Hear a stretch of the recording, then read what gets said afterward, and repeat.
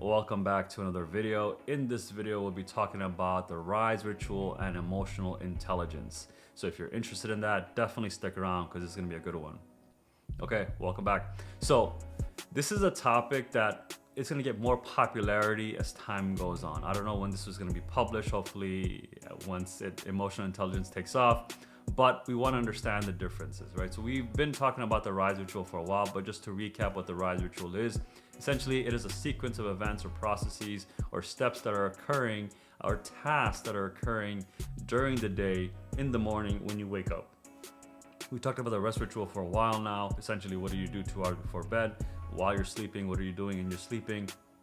Are you sleeping normally? What's going on? And then eventually, when you transition from the sleep state to the wake state, that's called the hypnopompic state. That we want to leverage this moment in time. It's usually anywhere between like 5 to 10 minutes, sometimes 30 minutes, where you're sort of hallucinating, right? Because when you wake up, you're not fully awake, unless sometimes you just wake up and you're just awake. But sometimes you're still in your sleep state when you wake up in the morning, and we want to leverage this for our ability, right? So we want to have the correct thoughts so that we can take the correct action, so that eventually it becomes correct behaviors, and then habits, and then personality, and then lifestyle, etc., etc.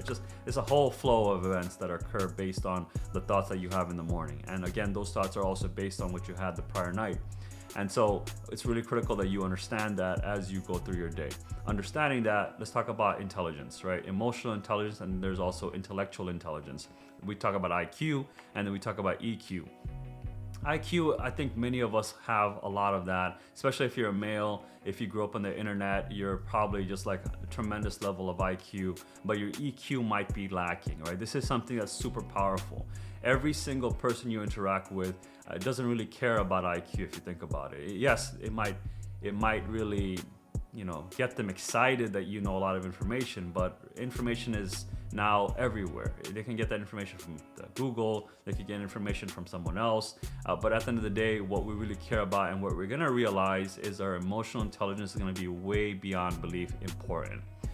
We have machines now that can do all the thinking for us, right? We have ChatGPT, we have a lot of other AI tools that have democratized intelligence, democratized information.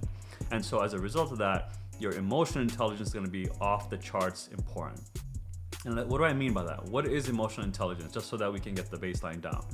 Emotional intelligence is how you feel, right? How do you interpret what others are feeling, and how do you reciprocate that feeling so that they feel appreciated and well taken cared for? And so this is going to be important in the workplace, it's going to be important in school, it's going to be important for your relationship, it's going to be important for your family, etc., etc. It's super duper important. And so we are going to see a rise in the need of EQ. Every single person you talk to, understand that they're a human being, right? They're not a robot, they're not your phone, they're not a car, they're a human that have emotions associated with them. And so a lot of dudes, especially a lot of guys, have a hard time understanding this concept because they think that every single person, as long as you're super smart with them or witty with them, that you'll be able to get in their good graces. But I realized that early on that it's not all it is, right? You can be the smartest guy in the room, but you could also be the douchebag in the room, right? You can be over smart, you can be a smart ass, as I like to call my kid sometimes, because he's super smart, but guess what? Like, his intelligence isn't there yet to be able to talk to other people in a way that they want to be spoken to as well. So understanding that, we have to first get your emotions in check. You need to understand your emotions first before you can actually gather your intelligence for other people when you are interacting with them.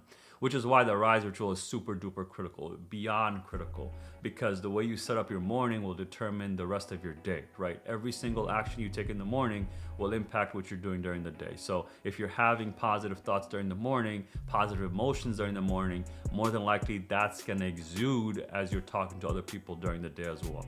If you're having negative emotions, negative thoughts in the morning, guess what? That's also gonna be relayed to the people and your surrounding, which is super critical. The key to all of this is actually to be equanimity, right? If you Google this term, hopefully I can put up a Google image or something that shows you what this term is. Basically, you want to have a balanced emotional state. And how do you have a balanced emotional state? First, you got to process your emotions, right? What I always recommend to everyone is right in the morning, after you finish what you need to do in the bathroom for grooming and etc. purposes, go ahead and meditate. Go ahead and meditate or do some breath work, something that just centers you. Whatever activity that centers you, go ahead and do that. We want something that's not too excitable. We don't want to get you so excited where you get super happy and then you crash afterward. No, we want something super simple, basic, so that way you can do this repetitively over time and just have your emotional state in a very tranquil, neutralized state. Because what you're going to realize is in that experience, you might have the highs of being really happy, you might have the lows of being depressed, but you'll come back to baseline because you realize what that feels like. What does the high feel like? What does the low feel like? And then you'll find your middle ground. And this is going to be important because when you talk to other humans, other people, you're going to realize very quickly, where are they? Are they super happy? Are they super sad? Where are they? And then find the middle ground, because when you have that middle ground, your energy will also reflect onto them, right? So there's two-way street. Their energy can impart onto you, or you can impart your energy onto them. And at the end of the day, we want to have a positive energetic experience, right? So if you want to have a positive one, if they're in a negative state, bring them back to a normal state. If they're in a happy state, match them, have some fun, get them happier. But then of course, know how to bring yourself back into your equanimous state, right? Your equilibrium. Once you do, then it's going to be great, because now you understand what emotional intelligence actually means. It's how do you interact with other people, matching their emotional state so that you can also have a productive conversation. Of course, you can bring people down as well, but how productive is that? It's not productive at all, because they're going to be upset. Now they're going to go ahead and interact with other people and they're going to get upset. It's going to be a chain reaction of sorts, and we don't want to have that, which is why it's super critical for you to understand this right now.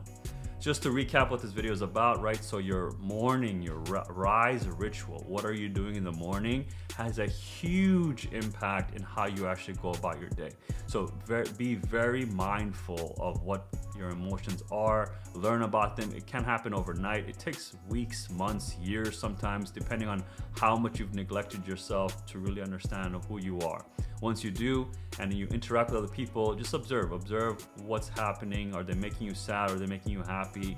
And understand that if you are a male, a lot of the times your energy reflects what the other people are going to react as well. If you're female, same thing. It can have an impact on who you're talking to.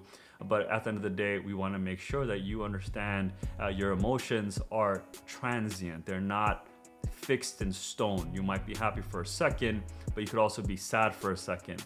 And you learn this when you watch children grow up. They go through massive cycles really, really quick. If an adult does this, they look crazy.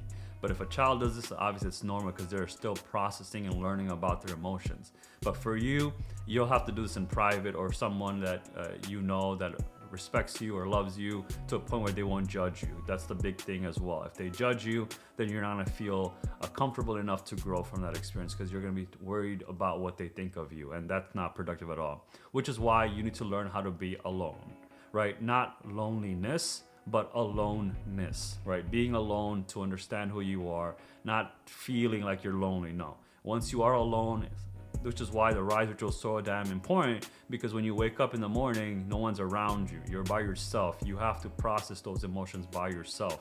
Once you do and you learn about it, then you'll realize how impactful it will be for you and your journey in this world. All right, cool. With that being said, hopefully you liked this video, you found value in this video, it made sense to you. If you had any questions, let me know in the comments below. Like the video, it lets me know that you actually like the stuff. And dislike it if you don't like it, it's all good. Let me know why you dislike it in the comments below. At the same time, there's a subscribe button. Let me know, hit that subscribe button. It lets me know that you like my stuff and you want to see more of it, and it motivates me to create more and more.